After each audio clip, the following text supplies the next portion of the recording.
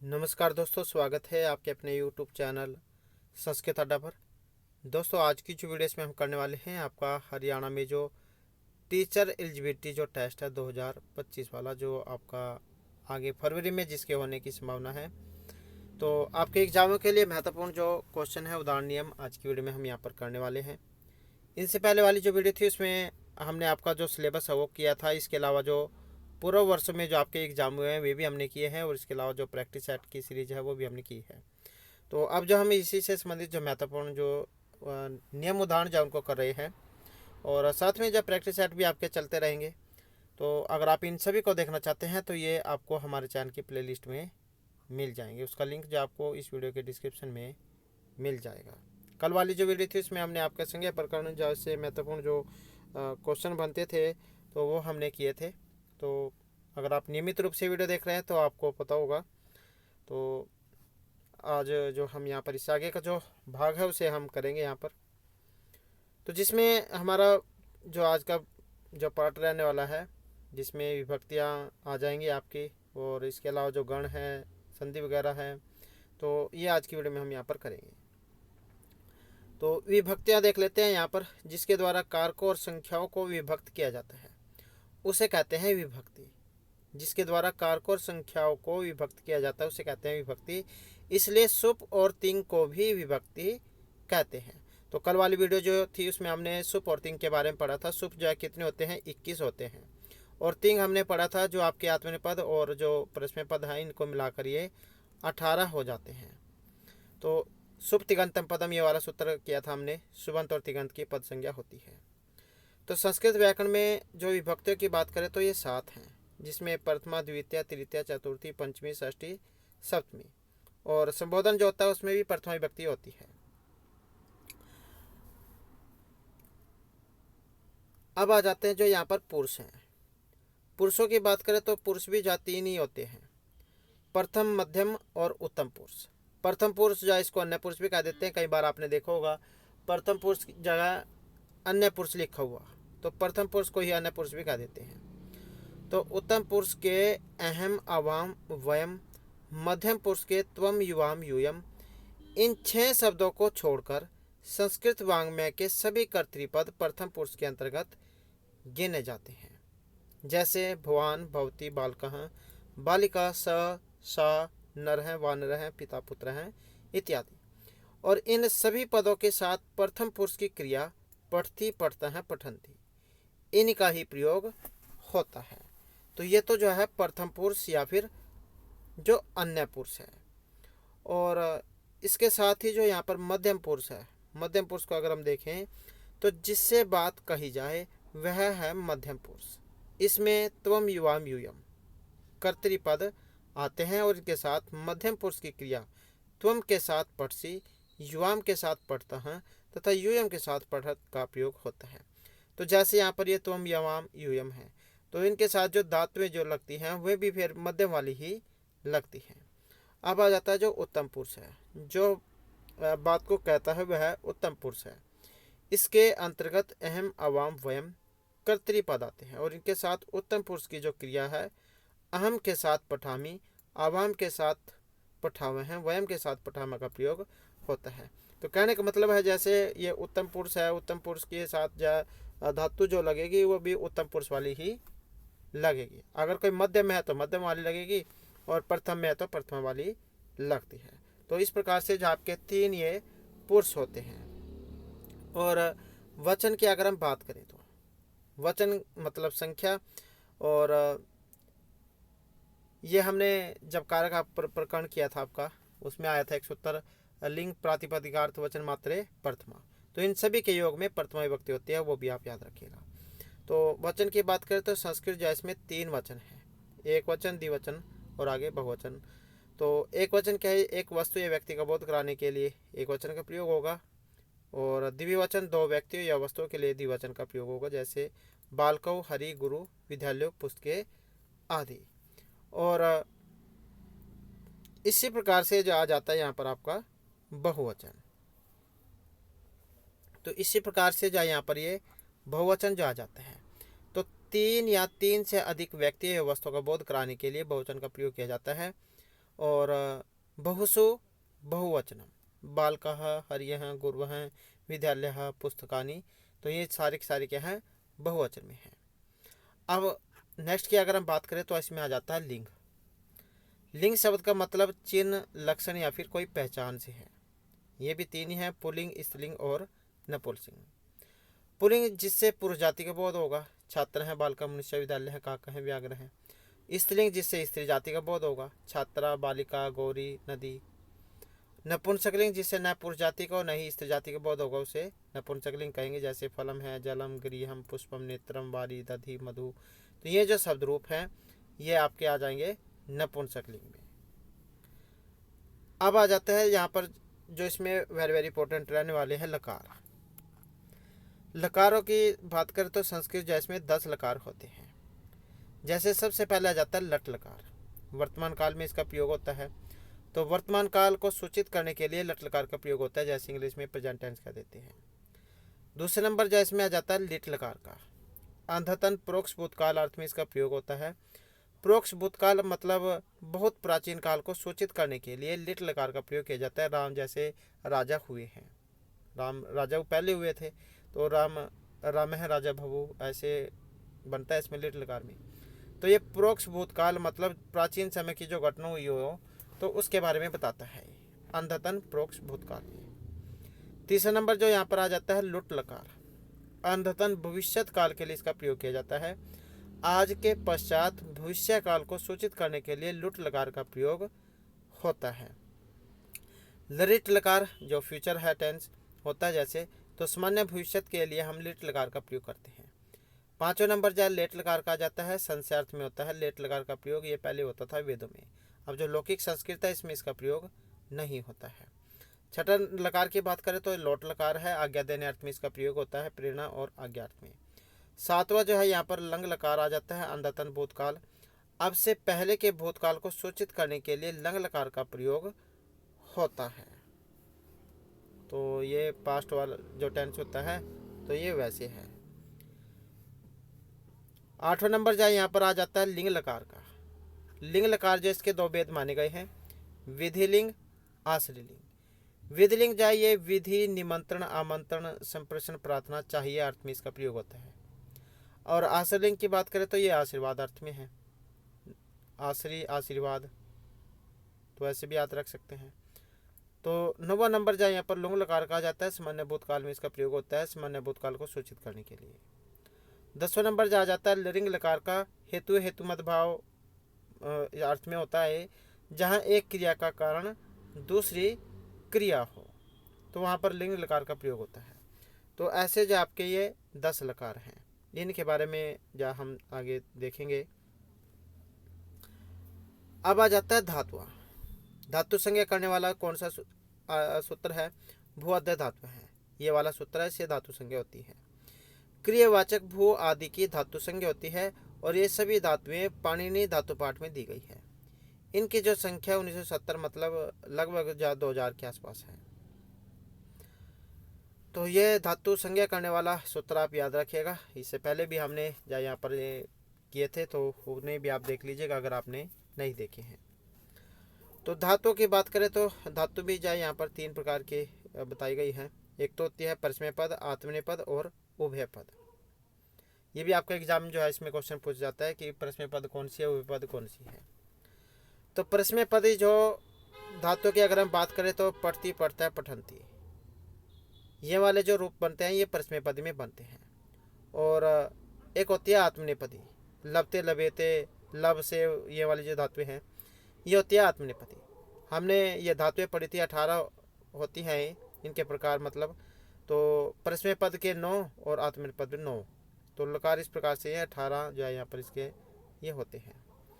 इसके बाद जाता है उभयपदी, ज्या धातु है, जानने अर्थ में होती है ये, जानाति, जानिता है, जानंती, जानिते, जानाते, जानते। तो ऐसे जन के रूप बनते हैं। तो धातु जो यहाँ पर ये 3 प्रकार की मानी गई है। अब आ जाते हैं जो गण, जैसे कि ऊपर हमने पढ़े थे। तो गण धातु के विभाग संस्कृत में क्या है, 10 गण हैं। संस्कृत व्याकरण शास्त्र में लगभग 2000 धातुएं हैं और प्रत्येक धातु किसी न किसी गण से संबंधित है, मतलब उसमें गिनी जाती है वो। तो जैसे 10 गणों की अगर हम बात करें, भुआदि गण, अदादि गण, ज्योत्यादि, दिवादि, स्वादि, तुदादि, रुदादि, तनादि, क्रियादि और चुरादि। तो ऐसे 10 गण हैं और इनमें जो है ये धातुएं भी अलग है। भुआदि गण जैसे 1035 धातुएं ऐसे हैं, अदादि गण में 72 हैं, ज्योत्यादि में 24 हैं, दिवादि में 140 है, स्वादि में जो है 35 है, तुदादि जो इसमें 157 है, रुदादि में 25 हैं, तनादि में 10 हैं, क्रियादि में 61 है, चुरादि में 411 हैं। तो ऐसे जो धातुओं की बात करें तो ये 1970 मानी गई है। ये गण पूछ ले जाते हैं, जैसे ये भुआदि गण हैं, इनके बारे में आता है। तो धातुएं तो फिलहाल ज़्यादा देखने को नहीं मिली है। तो ये यहाँ पर इसी के बारे में है। भू आदि, अदादि, ज्योतादि, दिवादि, स्वादि एवच, तुदादि च, रुदादि च, तनादि, क्रियादि, चुरादि है। तो ऐसे जो है यहाँ पर ये मानी गई है 10। अब आ जाता है यहाँ पर जो एग्जाम में पहले भी पूछा गया था, ये जैसे भुआदि गण की धातुएं हैं, तो इसमें कौन कौन सी धातुएं आती हैं भुआदि गण में। सबसे पहले गण है आपका भुआदि गण। तो जैसे ये भू धातु है, होना, इसका मतलब है हंस हंसना, पट पड़ना, रक्ष रक्षा करना, वध बोलना, पच पकाना, नम झुकना, गम जाना, दृश्य देखना, सद बैठना, स्था रुकना, पा पीना, घरा सूंघना, स्मृति स्मरण करना, जी जीतना, शुरू सुनना, वश रहना, सेव सेव करना, लभ पाना, वृद्ध बढ़ना, मुद प्रसन्न होना, सह सहन करना, याच मांगना, नी ले जाना। तो ये जो धातुएं हैं ये आपके आ जाती हैं भुआदि गण में। नेक्स्ट जो गण है यहाँ पर ये आ जाता है अदादि गण। तो इसमें आध धातु आ जाएगी आपकी, खाणम अर्थ में होती है अस होना, ब्रू कहना, दुह दुहना, रुद रोना, स्व सोना, हन मारना, हन हिंसक वाली धातु आती है इसमें। ये जाना, आस बैठना, सी सोना। तो ये जो आपकी अदादि गण की है।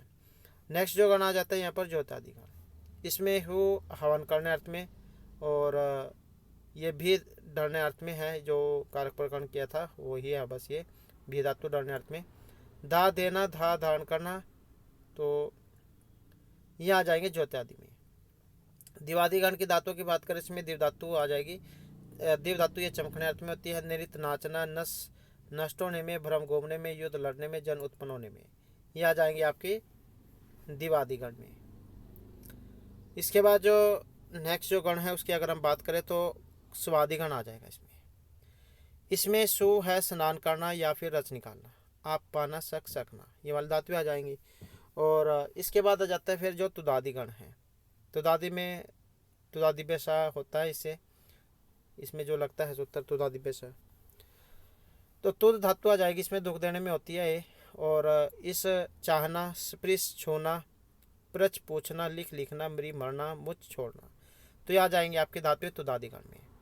रुदादि गण की बात करें तो इसमें रुद्र धातु ढकना या रोकने अर्थ में होती है। भुज पालन करना, भोजन करने में होती है। तनादि गण की बात करें तो इसमें तन फैलाना, क्री करना, ये वाली धातु आ जाएंगी। क्रियादि गण की बात करें तो इसमें क्री मोल लेना, ग्रह पकड़ना, ज्ञा जानना, ये वाली धातुएं आ जाती हैं। और जो 10वां गण आपका चुरादि गण। चुर चुराना, चिंत सोचना, कत कहना, बख्श खाना, तो ये वाली धातुएं आपकी इसमें आ जाती हैं। तो ऐसे जो है यहाँ पर ये 10 गण आपके माने गए हैं। इसके बाद फिर हमारा जो नेक्स्ट जो पार्ट है इसमें आ जाता है संधि वाला, क्योंकि एग्जाम में संधि से भी क्वेश्चन जरूर आते हैं। तो सबसे पहले हम देख लेते हैं कि संधि जो यहाँ पर शब्द है वो बना कैसे है। तो सम उपसर्ग पूर्वक धा धातु और की प्रत्यय होने पर जा संधि रूप बनता है। पुलिंग वाला रूप है, मतलब पुलिंग में बनता है संधि, पुलिंग रूप है। संधि का मतलब क्या है? मेल या योग होना, मिलना।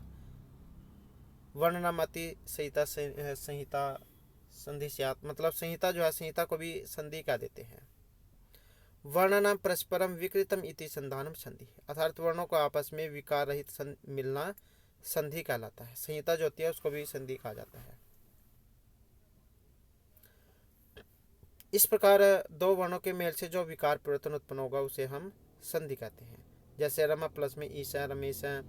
यहाँ पर रमा जो है, रमा में देख सकते हैं आ है, आ और ई, इसके मिलने से आ और ई के मिलने से ए बनता है, तो गुण संधि में। और हमने कल वाली वीडियो में आपको बताया था इसके ऊपर पहचान यही है, इसकी ऊपर आपको एक मात्रा देखने को मिलेगी। तो उपयुक्त उदाहरण में रमा के माँ में विद्यमान आ तथा ई सह का दीर्घ ई मिलकर ए हो गया है और यह वर्ण विकार या वर्ण परिवर्तन ही संधि है। संहिता संधि के लिए अनिवार्य तत्व है संहिता।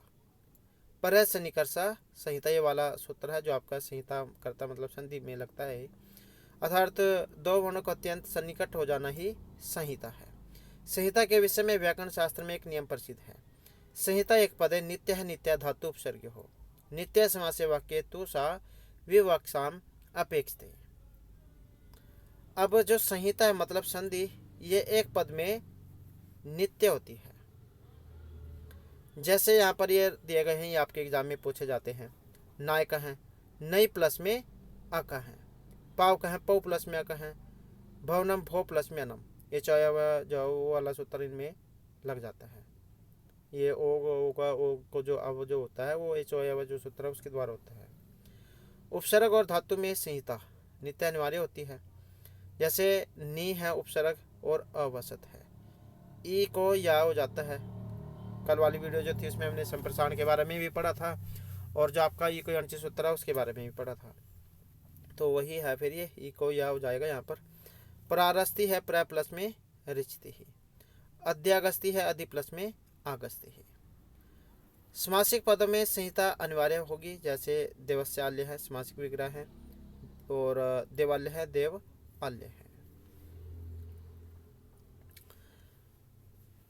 कृष्ण से अस्त्रम समासिक विग्रह हो जाएगा कृष्ण अस्त्रम, कृष्ण प्लस में अस्त्रम, कृष्ण अस्त्रम, कृष्ण से अस्त्रम, कृष्ण का अस्त्र। वाक्य में संहिता अर्थात संधि विवक्ष अधीन होती है, अर्थात आपकी इच्छा के अधीन है कि आप चाहे तो संधि करें या फिर ना करें। जैसे यहाँ पर इसमें दिया गया है राम है गस्ती वनम, अब संधि नहीं हुई है इसमें, रामो गस्ती वनम संधि कार्य हुआ है।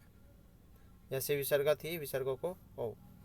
अत्र कहाँ अस्ति संधि नहीं है, अत्र को अस्ति विसर्गों को ओ होकर बन गया है, संधि हो गई है। द्वामी से ए वर्षे इंदुमती अधिजगाम स्वर्गम संधि नहीं हुई है। तो अपने इच्छा के ऊपर है उसमें संधि करनी है या फिर नहीं करनी है। संधि विच्छेद की बात करें तो संधि युक्त वर्णों को अलग अलग करना ही संधि कहलाता है। संधि मतलब मिलना और विच्छेद अलग करना। तो जैसे गणेश है, तो इसका जब हम संधि विच्छेद करेंगे गण प्लस में ईश है, यही बनता है। विद्यार्थी का बनता है विद्या प्लस में अर्थी, यही होता है। अब आ जाता है जो संधि है। संधि क्या है? तो दो वर्णों के स्थान पर एक नया वर्ण हो जाना ही संधि है। जैसे ये रवि से है, तो इसका संधि विच्छेद करेंगे रवि प्लस में ईश है, हर्षव ई है, दीर्घ ई है, तो क्या बनेगी दीर्घ ई। अगर ये जमा जो है इससे पहले चाहे छोटी हो या बड़ी हो, इसके बाद में छोटी या फिर बड़ी कोई सी भी हो, बढ़नी आपकी बड़ी ई ही है, दीर्घ ई ही है। सुरेंद्र है, सुर प्लस में इंद्र है। अब सुर में र में अ और ई, ये देख सकते हैं, अ और ई के मिलने से ए हो जाएगा। सदैव है, सदा प्लस में अ और ए के मिलने से आई हो जाता है। तो दो मात्रा है वृद्धि वाला, एक मात्रा गुण वाला। एक है पूर्व परयो, पूर्व और पर दोनों वर्णों के स्थान में एक आदेश होता है। कल वाली वीडियो थी उसमें हमने जो आपका पढ़ा था आगम क्या होता है, आदेश क्या होता है, तो उसे आप जरूर देख लीजिएगा अगर आपने नहीं देखी है। तो दो वर्णों के निकट आने से केवल पूर्व वर्ण में ही विकार अर्थात परिवर्तन होगा। जैसे इत्यादि है, इत्यादि वेरी वेरी इंपॉर्टेंट भी है, तो संधि विच्छेद करेंगे इति प्लस में आदि। ये जो ई है ई को या होता है, ई कौन सी जो हमने किया था वो वाला। मधुरी की बात करें तो मधु प्लस में अरी, मधु में क्या ऊ है और अ, ऊ और अ को मिलने पर क्या बनेगा, ऊ को वा, मधुरी। ने प्लस में अनम, एक को अय हो जाता है, तो क्या बनेगा नैनम। तो एक स्थान एक आदेश है, एक के स्थान में एक आदेश होगा। अब आ जाता है यहाँ पर दो वर्णों में से किसी वर्ण का लोप भी हो जाता है। जैसे राम है आगस्ती, राम आगस्ती, यहाँ पर क्या विसर्गा जो थी इनका लोप हो गया है। दो से अस्ति, दो सौ अस्ति यहाँ जो है इसका लोप हो गया है। तो ये जैसे जैसे अ है तो हर्षवा हो गया, मतलब नेक्स्ट में आ जाता है दो वर्णों में से किसी एक वर्ण का द्वित्व हो जाना। जैसे ये दिया गया यहाँ पर शब्द देख सकते हैं कि इसमें अवसरे दो न है, एकस्मिन और अवसरे। कभी कभी दोनों वर्णों के साथ साथ परिवर्तन भी होगा, जैसे तत्शिव रूप बनता है, वेरी वेरी इंपॉर्टेंट है। संधि विच्छेद करेंगे, तत् प्लस में शिव है, तत्शिव है। वाघरी है, वाघ प्लस में हरि ही, वाघरी बनता है, हा को घा होता है। अब ये दो रूप बनते हैं इसके विकल्प वाले। एक में तो ये सेम का सेम रह जाएगा वाघरी, और एक में वाघरी हो जाता है। तो यहाँ त और स वर्ण में संधि हुई तो ता को च और सा को छ हो गया है। कभी कभी दोनों वर्णों के बीच कोई तीसरा वर्ण चला जाएगा, जैसे वृक्ष छाया रूप है तो वृक्ष प्लस में छाया चा आ गया है इसमें। यहाँ पर क्ष एवं छ के बीच चा के रूप में एक नया वर्ण आ गया है, तो ऐसे भी हो जाता है कई बार। तो अब आ जाता है यहाँ पर जो संधि है, जो वेरी वेरी इंपॉर्टेंट है। संधि कितनी है? 3। वैसे तो 3 ही होती है, आगे तो वेद पर वेद है इनकी। फिर ये वैसे संधि 3 ही है, स्वर, व्यंजन और विसर्ग संधि। अब जो स्वर संधि है इसको क्या कहा जाता है? अच संधि कहा जाता है। अच ये आप प्रत्यार हमने उसमें किए थे आपके, तो उसमें भी पढ़े थे हमने 9th में। तो आप अगर देख रहे हैं रोज़ वीडियो तो आपको पता ही होगा, फिर याद हो चुके होंगे। अब आज कौन कौन से है वो आप हमें कमेंट में बता सकते हैं, क्योंकि ये हम कई दिन से कर रहे हैं तो आपको याद भी हो चुके होंगे, प्रत्यार में भी किए थे हमने। तो स्वर प्लस में स्वर, जमा से पहले भी स्वर उसके बाद में भी स्वर हो, वो है स्वर संधि। जब दो स्वरों के निकट आने से जो परिवर्तन अर्थात विकार होगा उसे हम स्वर संधि कहेंगे। संक्षेप में स्वर के स्थान पर होने वाले आदेश को ही स्वर संधि कहा जाता है। जैसे यहाँ पर देख सकते हैं इत्यलम रूप है, इसका संधि विच्छेद इति प्लस में अलम बनेगा। इति में ई और अ है तो दोनों स्वर ही। कविंद्र है, जैसे कवि प्लस में इंद्र है। नरेश है, नर प्लस में ईश है। और तवेव है, तव प्लस में एव। पो प्लस मित्रम है, पवित्रम। ये आपके जो एग्जाम में आते हैं तो वेरी वेरी इंपॉर्टेंट है संधि, क्योंकि एक संधि तो आपके जरूर आएगी ही आएगी। अर्थात स्वर वर्ण या स्वर वर्ण के साथ मेल स्वर संधि है, मतलब दोनों जगह स्वर होने चाहिए। और असंधि कहा जाता है स्वर को, क्योंकि अच प्रत्यार के अंतर्गत ही ये सभी स्वर आ जाते हैं। अब दूसरा आ जाता है यहाँ पर जो व्यंजन संधि है। व्यंजन संधि को क्या कहा जाती है? भी पहले आपका एग्जाम था उसमें जब पूछा गया था स्वर संधि वाला, व्यंजन संधि को अन्य किस नाम से जान जाता है ऐसे। तो व्यंजन संधि जो इसको हल संधि कह देते हैं। इसमें क्या है, जमा से पहले व्यंजन भी हो सकता है, स्वर भी हो सकता है, ऐसे है ही। तो व्यंजन प्लस स्वर इनके मिलने से आपकी व्यंजन संधि होगी। जमा से पहले चाहे व्यंजन हो या बाद में व्यंजन हो तो होगी आपकी व्यंजन संधि। तो व्यंजन के बाद स्वर या व्यंजन वर्णों के आने पर जो विकार मतलब परिवर्तन होगा उसे व्यंजन संधि कहेंगे। संक्षेप में व्यंजन मतलब हल के स्थान पर होने वाले आदेश को ही व्यंजन कहा जाता है, व्यंजन संधि कहा जाता है। यह रूप आप याद रखिएगा, वाग ईस है, वाग प्लस में ईस है। यहाँ पर क्या है, क ख गा तीसरा वर्ण इसमें हुआ है, वो जो जलाम जो संते वाले जो हैं वे है। तो वाग प्लस में ईस है, क को तीसरा वर्ण हो गया यहाँ पर वागीस है। जगदीश है, जगत प्लस में ईस है। हल है और अच है, मतलब शुरू में व्यंजन बाद में स्वर। तल्य है, तत् प्लस में लय है। सज्जन है, सत प्लस में जन है। तो इस प्रकार से यहाँ पर हमने देखा व्यंजन के बाद में स्वर तथा व्यंजन के बाद व्यंजन वर्ण आए तो वहाँ व्यंजन संधि होती है। अब जो आ जाता है यहाँ पर तीसरा नंबर हमारा विसर्ग संधि का। तो इसमें जमा से पहले विसर्ग होंगे बाद में स्वर, या उसे विसर्ग संधि कहेंगे, या फिर जमा से पहले विसर्ग होंगे बाद में व्यंजन होगा तो वह आपका विसर्ग संधि। जब विसर्ग के बाद कोई स्वर या व्यंजन वर्ण आए तो विसर्ग के स्थान पर परिवर्तन होगा और यह विसर्ग संधि कही जाएगी। विसर्ग के बाद विसर्ग नहीं आएगा, क्योंकि विसर्ग से किसी शब्द का प्रारंभ नहीं होता है। तो ये आप याद रखिएगा, क्योंकि कई बार जो ऐसी लाइन एग्जाम में पूछ ली जाती है। संक्षेप में ऐसा कह सकते हैं कि विसर्ग के स्थान पर होने वाले आदेश को ही विसर्ग संधि कहते हैं। जैसे यहाँ पर दिया गया है बाल को गस्ती, तो संधि विच्छेद करेंगे, बाल का है गस्ती। विसर्ग जो है इनको ओ हुआ है, विसर्ग प्लस में व्यंजन है, ये व्यंजन हो गया, विसर्ग हो गई। नमस्करोति है, नमः प्लस में करोति विसर्गों को स्कार हुआ है यहाँ पर।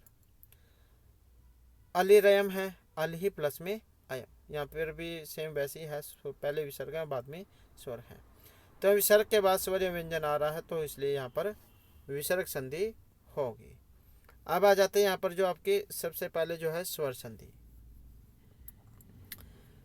पूर्व तथा पर स्वर के मिलने पर जो परिवर्तन होगा उसे हम स्वर संधि कहेंगे। जैसे हिमालय है, हिम प्लस में आल्य है, उपेंद्र प्लस में इंद्र है।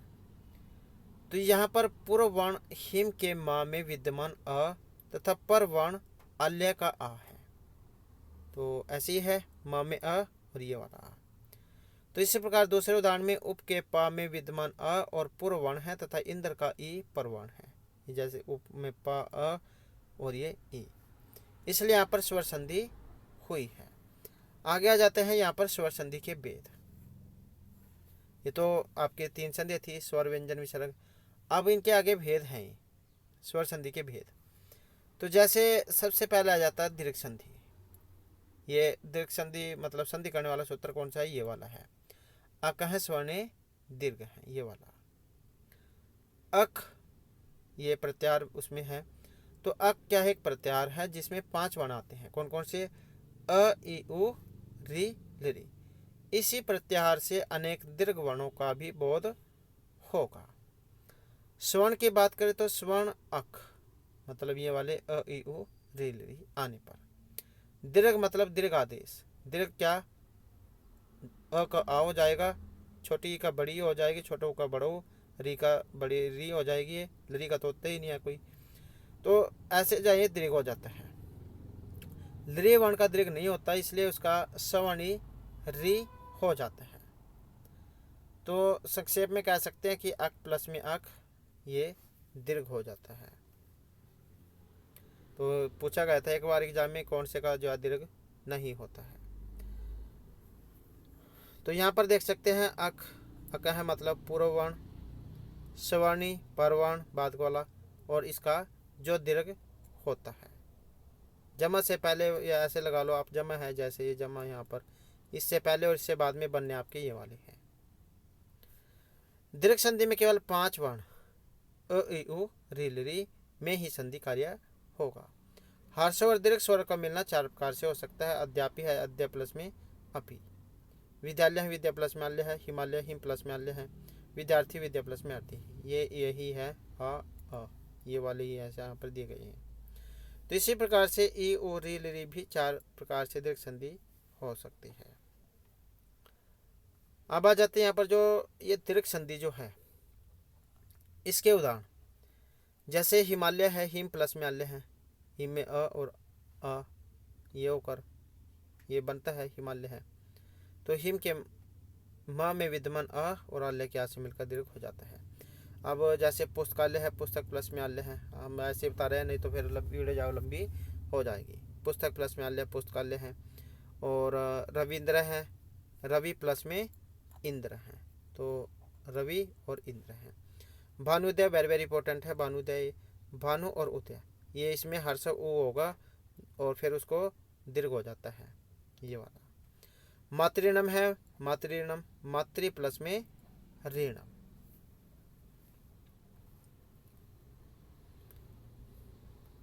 इसके बाद है वचनालय, वाचनालय है, वाचन प्लस में आल्य है।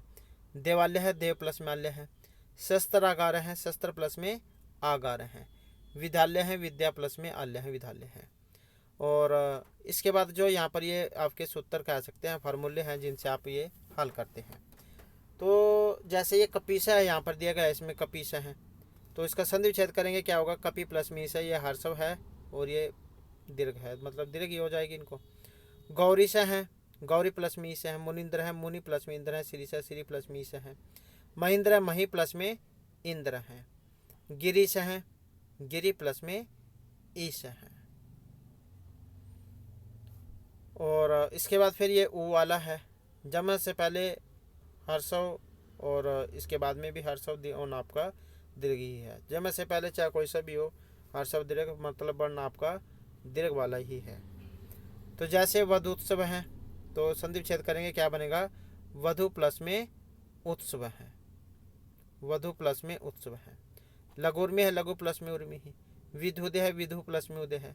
गुरुपदेश है, गुरु प्लस में उपदेश है। साधुक्तम है, साधु प्लस में उत्तम। भूर्जा, भू प्लस में ऊर्जा। इसी प्रकार से यहाँ पर ऋणम है, जमा से पहले हर्ष और दीर्घ कोई सी भी हो, बनने आपकी यही वाली है। मातृऋणम का रूप बात करें तो मातृ प्लस में ऋणम बनेगा। पितृणम, पितृ प्लस में ऋणम। होत्रिकार है, होत्री प्लस में ऋकार है। तो इस प्रकार से ये आपका बनेगा। ये तो थी बात दीर्घ वाली। अगर अब आ जाता है नेक्स्ट में जो हमारा यहाँ पर गुण संधि है। गुण किसके द्वारा होता है, कल वाली वीडियो में भी हमने किया था। ये आधे गुण से गुण संज्ञा, आध गुण से गुण होता है। तो ये आध गुण है। यहाँ पर अ या अ के बाद हर्षव या दीर्घ ई उ री ली हो तो दोनों के स्थान में क्रम से ए ओ अर अल ये हो जाते हैं। तो जैसे ई है, ई को ए हो जाएगा, उ को ओ हो जाएगा, री को अर हो जाएगा, री को अल हो जाता है। गुण संधि में होता है सारे काम ये। आत प्लस में अची, इनको क्या होगा, गुण। या कह सकते हैं कि पूर्ववर्ण और परवर्ण संधि होगी इसमें। ये सूत्र फार्मूले कह सकते हैं आप एक तरीके से, जिनसे गुण संधि होगी यहाँ पर। तो ये देख सकते हैं आप, जैसे जमा है, जमा से पहले अ या आ में से कोई सा भी हो, बाद में हर्ष या दीर्घ ई कोई सी भी हो, बनने आपकी ए है। यहाँ पर भी वैसे ही है, जमा से पहले अ या आ में से कोई सा भी हो, बाद में हर्ष या दीर्घ कोई सा भी हो, बनना आपका ओ है। जमा से पहले अ या कोई सा भी हो, बाद में री या दीर्घ री कोई सी भी हो, बननी आपकी अर है। जमा से पहले अ या आ हो, बाद में री हो तो इसको अल होगा। तो ये सारा काम जो आपको गुण संधि में होता है। जैसे यहाँ पर इसमें दिया गया है, उपेंद्र है, रूप देख सकते हैं, गुण संधि में है। संधि विच्छेद करेंगे, उप प्लस में इंद्रा बनेगा, उप में अ और ई, इसके मिलने से ए हो जाता है। इसी प्रकार से यहाँ पर ये हितोपदेश दिया गया है, हित प्लस में उपदेश है। देवर्षि है, देव प्लस में ऋषि है। तव लकार है, तव प्लस में लरीकार है। तो यहाँ पर जो आपकी रिवीजन भी हो जाएगी, क्योंकि पहले भी हमने कर लिए थे। तो आगे क्योंकि एग्ज़ाम है फरवरी में, अभी डेट तो नहीं आई है, कौन से महीने में होगा, कौन सी डेट में होगा, तो हो सकता है फरवरी में हो या आगे बढ़ जाए। तो इसलिए हम जो है यहाँ पर रिवीजन भी करते रहेंगे और प्रैक्टिस सेट जो वो भी आपके चलते रहेंगे। तो यहाँ पर गुण संधि के उदाहरण है ये, जैसे जमा से पहले अ और बाद में ई तो ए हो जाएगा। सुरेश है, सुर प्लस में ईश है। राजेंद्र है, राजा प्लस में इंद्र है। रमेश है, रमा प्लस में ईश है। गणेश है, गण प्लस में ईश है। महेंद्र है, महा प्लस में इंद्र है। और उमेश है, उमा प्लस में ईश है। अब आ जाता है यहाँ पर जो ओ है, तो जमा से पहले अ और बाद में ओ होगा इसका। तो महोत्सव है, जैसे महा प्लस में उत्सव है। पिनोरु, पीन प्लस में उर्हु। गंगोर्मी है, वेरी वेरी इंपॉर्टेंट है ये वाला, वेरी वेरी इंपॉर्टेंट है। तो गंगा प्लस में उर्मी ही गंगोर्मी। सूर्योदय है, सूर्य प्लस में उदय है। सूर्योष्म है, सूर्य प्लस में उष्मा। और आर वाला है, जमा से पहले अ बाद में री हो तो उसको आर हो जाता है। महर्षि रूप है, वेरी वेरी इंपॉर्टेंट है ये वाला। तो महा प्लस में ऋषि ही। ग्रीष्म ऋतु, ग्रीष्म प्लस में ऋतु। वसंत ऋतु है, वसंत प्लस में ऋतु। और वर्षा ऋतु है, वर्षा प्लस में ऋतु हो। इसके बाद आ जाता है यहाँ पर जो अल वाले हैं, जमा से पहले अ और बाद में लिरी हो तो अल हो जाता है, उसको तब लगा रहे हैं, तब प्लस में लिरी का रहे हैं। तो अ के बाद ई आने पर ए ही क्यों होता है, क्योंकि अध्ययन गुण सूत्र से अ ए ओ ये तीन वर्ण ही गुण संज्ञक होते हैं। तो इस कारण से अ के बाद ई आने पर ए ही होगा। इसके बाद आ जाता है यहाँ पर अ जो है इसका उच्चारण स्थान। अकुह विसर्जनम कंठ भी किया था हमने उसमें, तो इनसे पहले वाली वीडियो में किए थे हमने आपके उच्चारण स्थान ये। तो ये कंठ से होता है इसका उच्चारण, अकुह विसर्जनम कंठ है। और ई का तालु से होता है इचु ऐसा नाम तालु, इसलिए अ और ई ए हुआ क्योंकि ए का उच्चारण स्थान कंठ तालु है। ए दय तो कंठ तालु, ओ दय तो कंठोष्टम, ऐसे होता है। तो यहाँ पर ये अ के बाद ओ आने पर ओ क्यों हुआ है, क्योंकि गुण संज्ञक वर्ण तीन हैं, अ ए और ओ। गुण संधि में गुणवर्णीय होंगे और इसका भी पहले बताया गया है। अ को उच्चारण स्थान कंठ और ऊ का ओष्ठ होता है, इसलिए अ और ऊ को ओ होगा क्योंकि ओ का उच्चारण स्थान है। ओ दय तो कंठोष्टम। इसी प्रकार से अ और री है, इसके बाद में आ होगा। अ गुणवर्ण है, परंतु एक सूत्र है उर्ण रप्र है, जो कहता है कि यदि री या लरी के स्थान पर अ ई उ आदेश होगा तो रेफ या लकार के साथ होगा।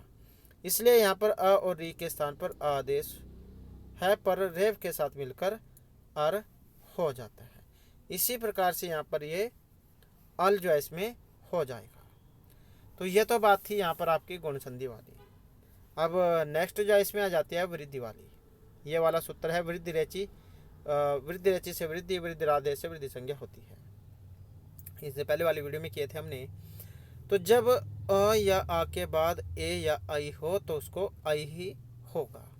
ओ या औ वर्ण के आने पर औ ही होगा।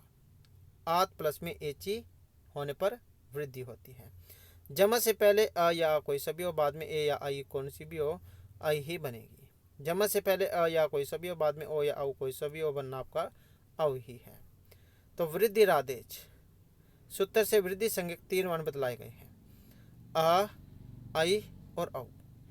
इसलिए वृद्धि संधि से में पूर्व और पर दोनों वर्णों के मिलने से वृद्धि आ, आई, औ ही होती है। तो जैसे कि हमने यहाँ पर भी ये किए इसमें। अब वृद्धि सूत्र की बात करें तो ये वाला है वृद्धि रेचि। इस सूत्र का अर्थ करने के लिए आत गुण है से आत पद लिया गया है। तो अर्थ होगा आत प्लस में एची मतलब वृद्धि। अर्थात कहने का मतलब है जमा से पहले आ या आ कोई सा भी हो, बाद में ए या ओ, आई औ कोई सा भी हो, इनमें से यहाँ के ये वाले बनेंगे आई और औ। आगे फिर ये वृद्धि जो है इसी के बारे में बतलाया गया है यहाँ पर। तो यहाँ पर भी वही है, जमा से पहले अ या आ कोई सा भी हो, बाद में ए आई कोई सा भी हो, आई ही होगा। सदा प्लस में सदैव ये वाला बनता है सदैव। ये आपका संधि विच्छेद है, सदा प्लस में एव सदैव। पहचान क्या है इसकी? 2 मात्राएं आपको जो इसमें देखने को मिलती हैं। जलोग है, गंगोग है, अभी आता है जलोग है। तो यहाँ पर भी देख सकते हैं 2 मात्राएं हैं ये। तो संधि विच्छेद क्या होगा? जल प्लस में योग है, जलोग है। वृद्धि संधि के कुछ उदाहरण है यहाँ पर दिए हुए जो वेरी वेरी इंपॉर्टेंट है। जैसे नव एवं है, नव प्लस में एवं, यवम या प्लस में एवं, लते लता प्लस में ईसा। देवैश्वर्यम देव प्लस में ऐश्वर्यम। मत मत प्लस में क्यम, धनेशना धन प्लस में सुना। पंचते प्लस पंच प्लस में थे, विश्व ऐश्वर्यम विश्व प्लस में सॉरी विद्या ऐश्वर्यम, विद्या प्लस में ऐश्वर्यम। अब वाला आ जाता है जमा से पहले अ या आ कोई सभी, बाद में ओ या औ कोई सभी, बनना आपका औ ही है। तो जैसे वनौषधि है, वन प्लस में औषधि। देवोदर्यम देव प्लस में उदर्यम। महाौषधि है, महा प्लस में औषधि। वनोक से वन प्लस में ओक्ष है। पुष्प ओक है, पुष्प प्लस में ओक है। और कन्या ओदनम है, कन्या प्लस में ओदनम। तो ये देख सकते हैं सभी के ऊपर 2-2 मात्राएं जो आपको यहाँ पर देखने को मिलेंगी। तो ये जो इसकी पहचान होती है सबसे बड़ी। अब इसके बाद जो हमारे आ जाती है जो आपकी यण संधि है। यण संधि एक यणचीय वाला सूत्र इसमें लगता है। और इस सूत्र में तीनों पद प्रत्यार होते हैं। इक की बात करें तो इक में कैसे बनता है ये हमने प्रत्यार में किए थे। तो ई उ री लिरी यहाँ जाएंगे, आई उन री लिरिक एवं एवं चे वाले। तो इक तक देख सकते हैं, कहाँ तक। यण मतलब इसको क्या होगा? यारा लब हो जाएगा। ई को या, उ को वा, री को रा, लिरी को ला, ये हो जाते हैं। आज की बात करें तो अ ई उ री लिरी ए ओ आई औ, यही होते हैं आपके आज। यदि हर्षव या दीर्घ ई उ री लिरी इक के बाद कोई भी असमान अस्वर आए तो ई के स्थान पर या, उ को वा, री को रा, लिरी को ला, ये हो जाता है। संप्रसारण में इसको उल्टा हो जाता है, बस ये है यही सेम चीज़। तो यहाँ पर देख सकते हैं इक और अच के होने पर यण होता है। यह देख सकते हैं यहाँ पर जमा से पहले हर्ष व दीर्घ और बाद में स्वर है ये। तो ये सारे आपको ई को या, उ को वा, री को रा, ली को ला हुए हैं। इसके साथ ही कुछ महत्वपूर्ण नोट दिया गया यहाँ पर। ध्यान है कि पूर्व और पर दोनों वर्णों के स्थान में एक आदेश नहीं होगा, केवल इक ई उ री लिरी के स्थान पर या रा लवा ही होगा।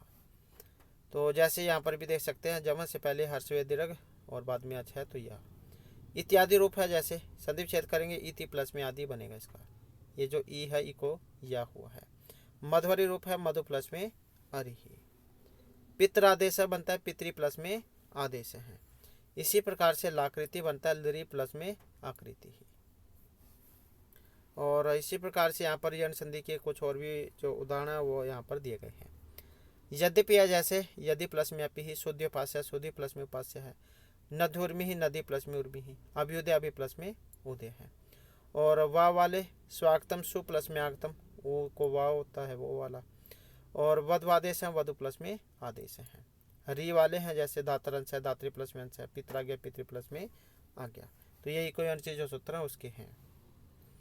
अब आ जाता है यहाँ पर जो आपकी आयादी संधि है, तो ये वाला सूत्र लगता है, इसमें एच आय वयाव है, एच प्रत्याहार है, तो इसमें ए ओ आई और औ ये चार जो है इसमें आ जाते हैं, ये चार आ जाते हैं इसमें। और अ अव आई आव ये वाले इसको होते हैं। इसी प्रकार ए ओ आई औ एच के बाद कोई स्वर वर्ण एच आए तो एक स्थान पर अये, ओ को औ, आई को आए और औ को आव हो जाता है। तो ये चाहे सूत्र लगता है इनमें। जैसे यहाँ पर भी दिए गए हैं, देख सकते हैं, जमा से पहले ए ओ आई औ और बाद में कोई भी अच है, देख सकते हैं अच है, तो इसको अय अव आय आव हो जाता है। तो ये ऐसे है जैसे ये अय ए आई, अगर ए होगा तो अय और आई होगा तो आय, ये ऐसे हैं दोनों। अगर ओ होगा तो आव और औ होगा तो आव, ये ऐसे आप इसको याद रख सकते हैं। तो यहाँ पर बताया गया है कि ए प्लस में एस दोनों के स्थान पर अय आदेश नहीं हो रहा है, केवल ए के स्थान पर अय ही होगा। आगे जा यहाँ पर इसके उदाहरण दिए गए हैं, जैसे चे प्लस में नम, ये रूप बनता है इसका चयनम, चे प्लस में नम एक वाय हो जाता है, वो जो हमने ऊपर किया था अभी। और नैनम है ने प्लस में नम, सैनम है से प्लस में नम, हरि हरे हरि प्लस में ए, और हरे प्लस में मुनि है मुने प्लस में ए। पवन रूप है आ जाता है, जैसे पो प्लस में अन है पवन है, ऐसे बनता है पवन है। ओ को क्या है हमने क्या पढ़ा था, ओ को आव। अगर यहाँ पर दो मात्रा होती फिर इसको आव होता, क्या होता फिर आव होता।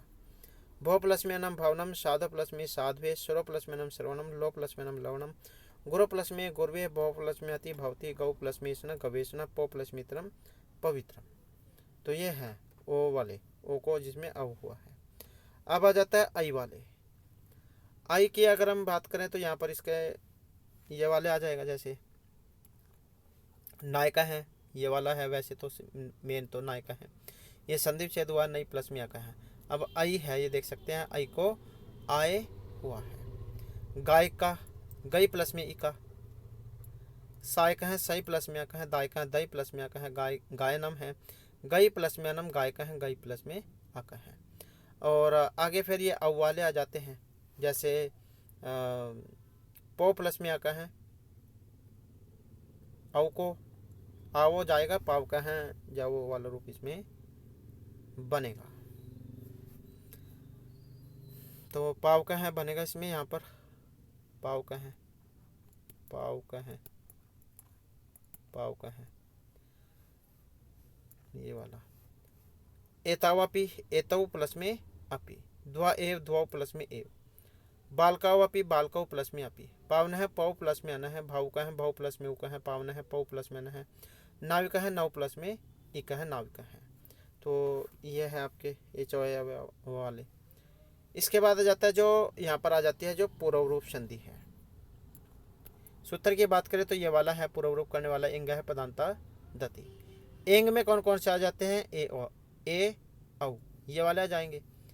पदांत पद के अंत में अति हर्षव आ के आने पर, जैसे जब पदांत ए या ओ के बाद हर्षव अ आए तो अ को पूर्व रूप हो जाता है।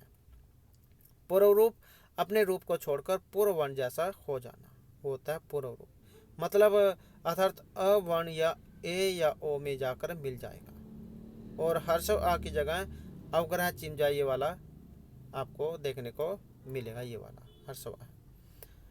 तो पदांत एंग और साथ में आ होने पर पूर्व रूप बनता है। इसके वेरी वेरी इंपॉर्टेंट है उदाहरण, ये सूत्र आप याद रखिएगा, इंगा पदांत दति पूर्व रूप करता है। तो जैसे यहाँ पर ये हरे अव है, देख सकते हैं हरे अव, हर्षव आ है, इसमें संधि क्या बनेगी हरे प्लस में अव, तो पूर्व रूप होगा इसमें ये वाला इसकी पहचान है, बस ये आप याद रखिएगा। हर्षवाद देखने को मिलेगा इसमें जो ऐसा आकार का होता है। जैसे आगे यहाँ पर इसमें दिए गए हैं, देख सकते हैं विष्णु अव है, विष्णु अव, ये देख सकते हैं विष्णु प्लस में अव। रम्यत्तर है, रमे प्लस में अत्तर, वनेत्तर देख सकते हैं वने प्लस में अत्तर। कोअपी वेरी वेरी इंपॉर्टेंट है, पहले बहुत बार आ भी चुका है ये वाला। को प्लस में अपी, बाल को अपी, बाल को प्लस में अपी। को अवधित, को प्लस में अवधित, बाल को अवदत, बालो प्लस में अवदत। तो ये है आपके पूर्व रूप वाले। अब आ जाता है नेक्स्ट जो है यहाँ पर जो परूप वाला है। तो ये वाला सूत्र है, इसमें एंगी परूपम, इससे परूप होता है। अकारांत उपसर्ग के बाद ए या ओ, एंग से प्रारंभ होने वाले धातु के आने पर परूप हो जाता है। परूप पर मतलब बाद वाले वर्ण के समान हो जाना ही परूप है। जैसे आगे यहाँ पर इसमें बतलाया भी गया है, जैसे ये है यहाँ पर वेरी वेरी इंपॉर्टेंट है। ये वाले दो ही हैं, दो ही इसके उदाहरण, लेकिन दोनों ही क्या है यहाँ पर ये वेरी वेरी इंपॉर्टेंट है, क्योंकि यही जो है ज़्यादातर एग्जाम में पूछे जाते हैं। तो जैसे ये है यहाँ पर प्रेजते है, ये वाला प्रेजते, ये है इसका रूप। संधि विच्छेद करते हैं प्र प्लस में एजते, ये वाला बनेगा।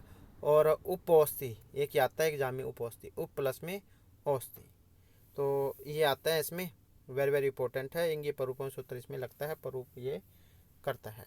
तो इसके दो ही उदाहरण हैं, ये दोनों ही वेरी वेरी इंपॉर्टेंट है, ये आता है एग्जाम में।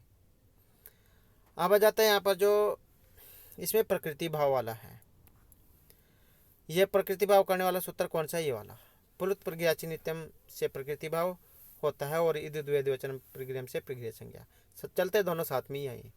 तो प्लुत और प्रगृह वर्णों को प्रकृति भाव कहा गया है यदि बाद में स्वर वर्ण आए तो। प्रकृति भाव का मतलब क्या है? इसका मतलब है कोई भी संधि ना होना, वैसे को वैसे रहना। प्लुत और प्रगृह और साथ में आच होने पर प्रकृति भाव होता है। ये इसके उदाहरण है, हरि एतो हरि प्लस में एतो, विष्णु में विष्णु प्लस में इमो, गंगे में गंगे प्लस में अमु, पचेते प्लस में ये पचेते इमो है, पचेते प्लस में इमो, यही इसके उदाहरण हैं और वेरी वेरी इंपॉर्टेंट है। तो प्रकृति भाव होता है, सूत्र ये है प्लुत प्रगृह्याचि नित्यम, इदु द्विवचनम से प्रगृह संज्ञा और प्लुत प्रगृह्याचि नित्यम से प्रकृति भाव। तो यहाँ पर दीर्घ इकारांत, दीर्घ उकारांत, एकारांत द्विवचन की प्रगृह संज्ञा होती है। हरि विष्णु गंगे की प्रगृह संज्ञा होगी और प्रगृह संज्ञा होने के कारण यहाँ पर प्रकृति भाव होता है। तो इदु द्विवचनम प्रगृहम के द्वारा प्रगृह संज्ञा और प्लुत प्रगृह्याचि नित्यम के द्वारा प्रकृति भाव होता है। तो इतना आप याद रखिएगा। आगे फिर यहाँ पर जो है ये जो इसी के बारे में है, यण संधि करने वाला कोई अणची है, ये होता है इसमें यदि यद्यपि मध्वरी पितरादेश है लाकृति ही। आयादि संधि की बात करें तो ये जो अवयव है ये वाला सूत्र है। और नयनम पवन है, नायक हैं, पावक हैं, ये वाले रूप इसमें बनते हैं। इसी प्रकार से यहाँ पर गुण संधि की बात करें तो आदगुण सूत्र है, इससे गुण होता है।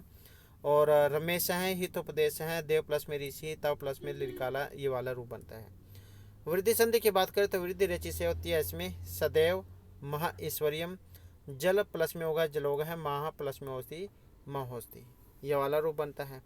और दीर्घ संधि की अगर हम बात करें तो यहाँ पर आकाशवाणी दीर्घ है, ये वाला सूत्र दीर्घ करता है।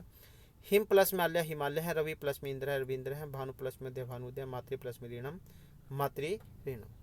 पूर्व रूप संधि की बात करें तो एंग है पदांतदत, ये वाला सूत्र है, पूर्व रूप करता है हरे प्लस में आओ, विष्णु प्लस में आओ, ये जो है हर्षव है ये वाला होता है इसमें। और इसके बाद जाता है जो यहाँ पर परूप संधि है, एंगी परूपम से परूप होता है। प्रेजते और रूपोस्त, ये दो ही उदाहरण है वेरी वेरी इंपॉर्टेंट इसके, परूप होते हैं एंगी परूपम के द्वारा। प्रकृति भाव की बात करें तो प्लुत प्रगृह्याचि नित्यम, ये सूत्र है जिससे प्रकृति भाव होता है।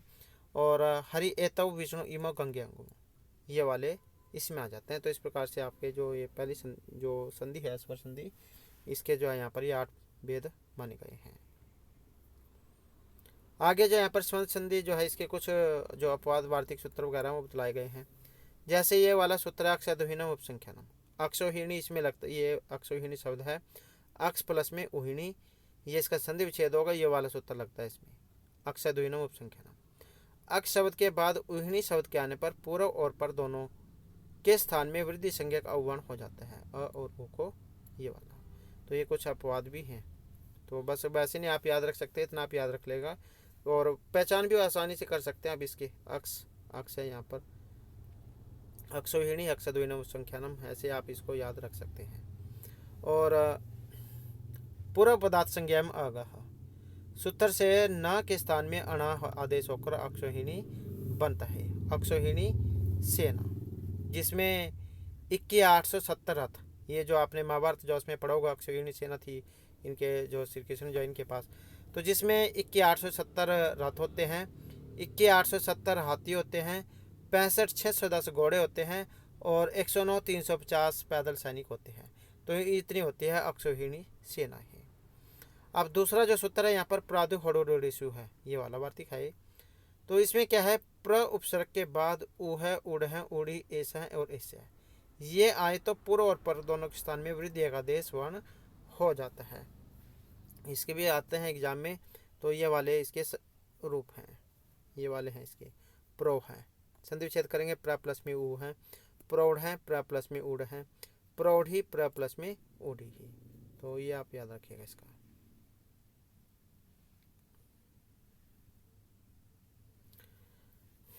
तो यहाँ पर गुण संधि हो रही थी, किंतु यहाँ गुण को बाध कर वृद्धि हुई है। प्रेश है, प्र प्लस में इस है, प्रेस्य प्र प्लस में इससे है। इन दोनों वर्ण में वृद्धि संधि तो हो रही थी, किंतु एंगी परूपम सूत्र से परूप भी प्राप्त हो रहा था। यदि परूप हो जाता तो प्रेश है, प्रेस्य है, ये गलत हो जाते हैं।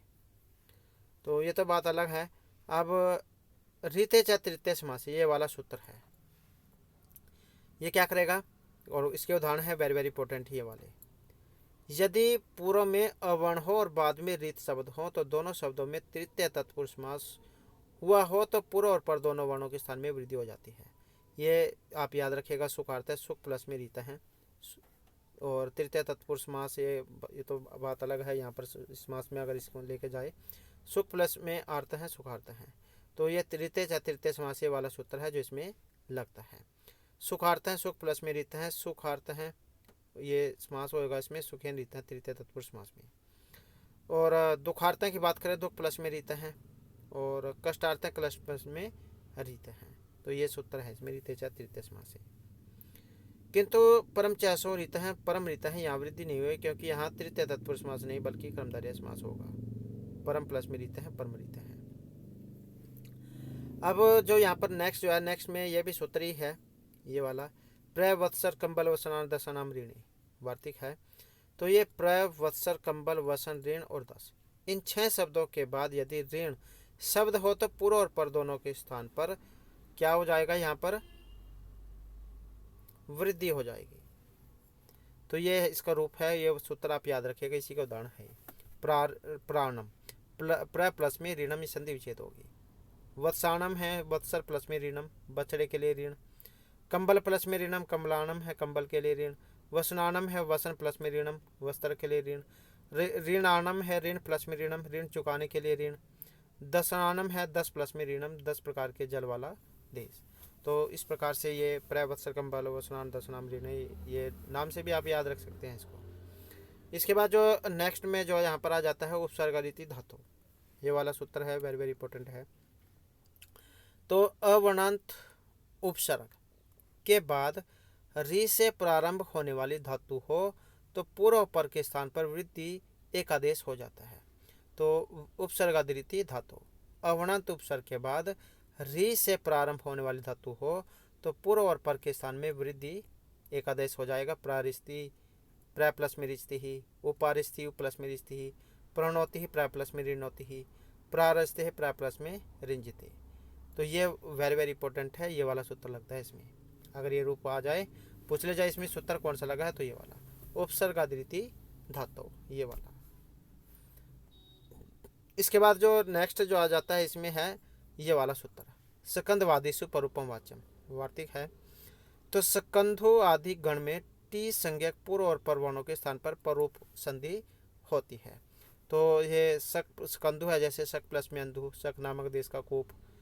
करकंधु है, करक प्लस में अंधु, करक नामक राजा का कूप। मनीषा है, मनस प्लस में ईशा है। मारदंड है, मर्त प्लस में अंड है। पतंजलि पतत प्लस में अंजलि। ये जितने भी है 5 हैं वेरी वेरी इंपॉर्टेंट हैं सारे के सारे। ये एक न एक तो आता ही है एग्जाम में। स्कंदवादी से परूपम वाच्यम है जो इसमें लगता है। क्या करेगा? परूप। इसके बाद जो नेक्स्ट जो आ जाता है इसमें है स्वर आदि ऋण है वार्तिक। जब स्व शब्द के बाद ईर और ईरन आदि शब्द आए तो स्व के आकार ईर और ईरन के ई के स्थान में आई वृद्धि हो जाती है।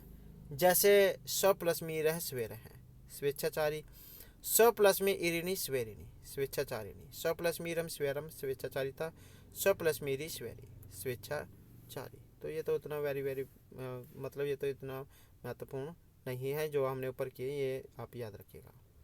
तो ये हमारी स्वर संधि थी और व्यंजन संधि वो फिर हम नेक्स्ट जो वीडियो होगी उसमें जो इसको कर लेंगे, क्योंकि नहीं तो फिर ये वीडियो जो है लंबी हो जाएगी। और दोस्तों हमारे साथ अंत बनाने के लिए धन्यवाद।